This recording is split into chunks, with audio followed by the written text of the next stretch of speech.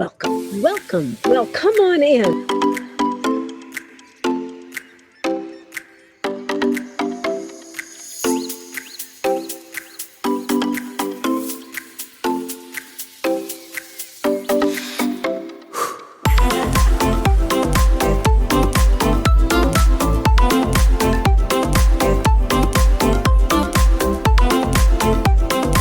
My name is Gurutej, for those of you that don't know me, and I love teaching.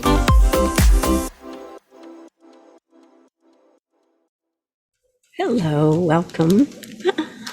So I decided to wear my glasses so that you could see that, I too can look like a librarian. Welcome to the art of energy, and energy is art. I want to talk today about, fashion design is really about art, right? Isn't it? I mean, you look at some things, on the runway and you think, who is ever going to wear that and where, right? It's not everyday wear. It's not even most people's fancy wear. It's just wearable art. Okay. And fabrics are wearable art. I fell in love with clothing design. And as a child, my mother really ran with it. She allowed me. Now, sadly enough, I didn't do the sewing end of it. I just got to pick out the patterns, like, okay, this part of this pattern, this part of this pattern, this part of this pattern, put them together. Oops, I just mangled my microphone. And then the materials, right? And we had this one woman in our town who was amazing. So I would pick out all these things, take them to her, and a week or two later, I had these amazing clothes that looked like what I had in my head. And I got to design all my school clothes, when I went away to college, I had really cool clothes because I got this wonderful woman. And then she went back to work at this factory because she could make more money. And I was heartbroken because she was my lifeline to my creative energy of designing and having them woman-fested. Yeah, she really woman-fested them for me. It wasn't a manifestation. It was a woman-festation. And it was like magical. Then when I went to design school and realized that I had to learn how to sew, that was not quite so good. I have to say, I was like, you'd think I would put two and two together and realize that you have to sew if you're going to be in design, at least at the beginning, right? I just figured that I could just start at the top and just have all my creative ideas and put things together, and that was not so. And my sewing was less than fabulous, and it was a time where there was a lot of drugs, and so that made it even less than fabulous, way less than fabulous. But now it's a whole new thing, right? Now you can do printable art, and you can wear it as clothes or bags, or have it as pillows or yoga mats or whatever it is that you want. It's so wonderful. It's just like magical. Like when I put my art on this site, which you'll get to see in the links and that, it was like, oh my goodness, you can actually go on here and make all these things. So I'm just going to show you a couple of pieces that look the best on pillows. Okay, I'm not on top of making this fabulous, but this piece and this piece were two of them that looked the most fantastic as pillows and tote bags. How do I know this? Because I went on there and I had my wonderful cleaning lady tell me which one she liked. And those were the two that she was like, oh my God, those are so great as tote bags.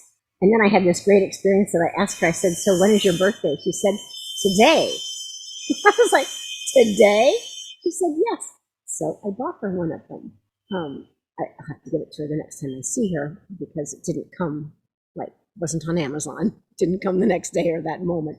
But I want to encourage you to think about how you dress as art. This doesn't look like my most artistic outfit ever, but I came from creating, and so I don't create in, my gossamer gowns and silks and stuff. I really do create in this kind of stuff.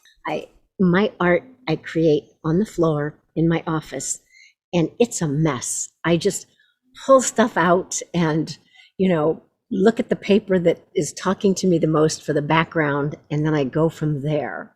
And I can have like 20 papers and rolled up papers, and I have a whole huge case of like papers that I've dyed and painted and done all these things with. And then I've got wallpaper, and I've got cards, and I've got things that I've cut out and saved, and so I have a closet full of things that I've collected over the years, but it's not neat and orderly. I've been in studios that are really a mess and really orderly and fantastic.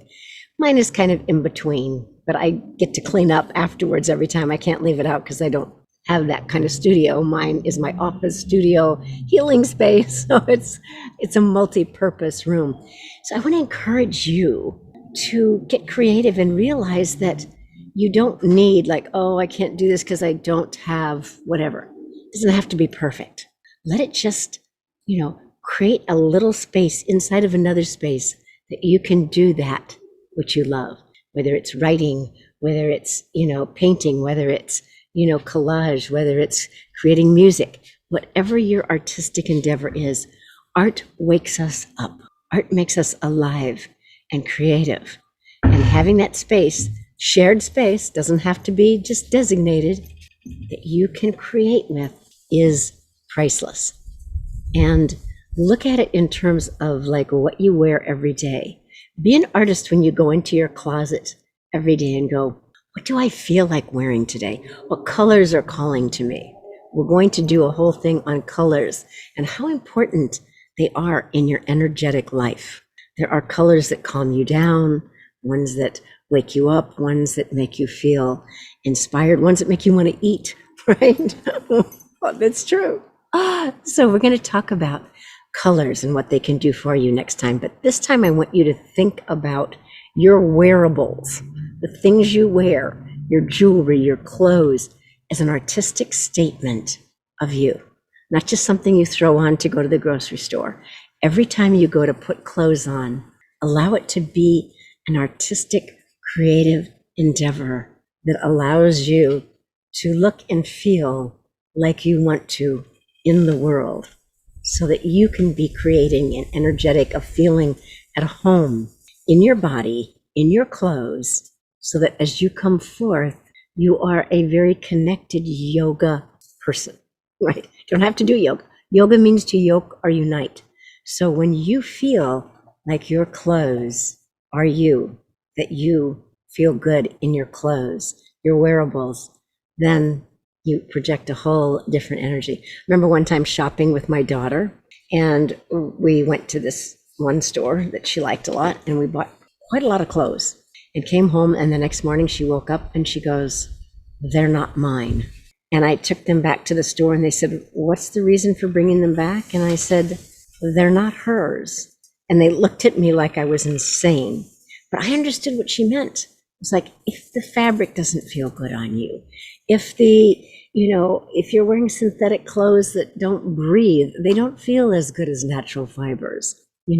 If you're feeling like a really down home day and you put on a very silky, thing, and you don't feel like that, maybe that's not the thing to wear that day.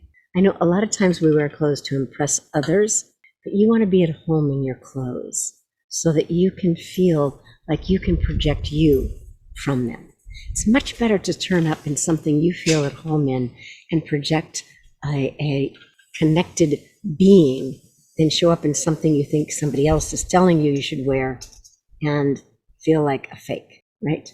So I'm encouraging you to be the artist in your own wearables and be vibrant, be calm, know what your colors are, not by somebody else doing your color chart, but what color feels right for you. And if your closet is monochromatic and you only wear like black and white or gray and black and white, maybe it's time to add some color, right? I know I wore white for a really, really long time, and it was liberating to start getting back into some wonderful colors and acknowledging them. And I still love to wear white. It won't go away. So take the dare, go and look at your closet and see, do you need more color? Or do you maybe need a little bit more white or a little bit more, dark? Or we'll talk about color. Blessings.